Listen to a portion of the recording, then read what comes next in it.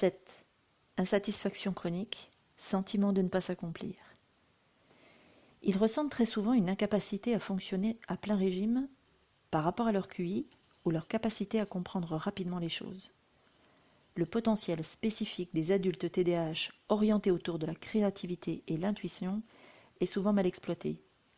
Ils se retrouvent dans des activités classiques qui demandent de la rigueur et de la régularité qui ne leur correspondent pas. D'autant plus qu'ils peuvent passer toute leur vie à côté de leurs vrais talents qui pourraient être mis en valeur en faisant des choix parallèles ou plus osés. Leur manque de confiance en eux est souvent un obstacle. Beaucoup n'arrivent pas à poursuivre un projet de vie durable et cherchent inlassablement de nouvelles voies professionnelles et sentimentales avec un sentiment d'insatisfaction fréquent. Certains ont quand même des périodes prolifiques du fait de cette quête de soi permanente. Mais souvent, quand ils arrivent à l'objectif qu'ils s'étaient fixé, celui-ci leur paraît bien fade par rapport à l'émotion de départ, qui les avait fait pousser à y aller. C'est donc souvent l'imagination ou le chemin pour arriver à l'objectif qui les motive et les concentre.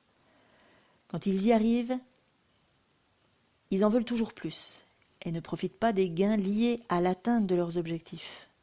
Certains se tirent même une balle dans le pied au moment d'atteindre leurs objectifs, en adoptant au fil du temps un comportement d'auto-sabotage ou autodestructeur, symptôme qui caractérise plus spécifiquement le trouble borderline, trouble de la personnalité limite.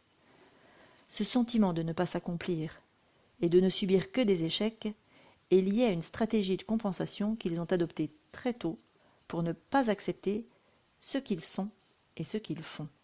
Ils peuvent avoir une vie normale aux yeux des autres, c'est l'interprétation qu'ils font de leur vie et des situations de vie qui est souvent déformée. Certains font le point sur leur vie plusieurs fois par jour, et ils bouclent là-dessus, au lieu d'apprécier leurs petits succès et développer ainsi un sentiment de gratitude.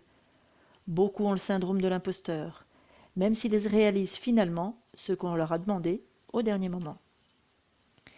Il en résulte un sentiment d'insatisfaction quasi permanent, surtout s'ils se sont mis en quête d'accomplissement, non en phase avec leur TDAH, avec des ambitions basées sur les valeurs de la société ou de leurs parents, en phase ou en opposition, accentuées par leur pic d'optimisme trompeur.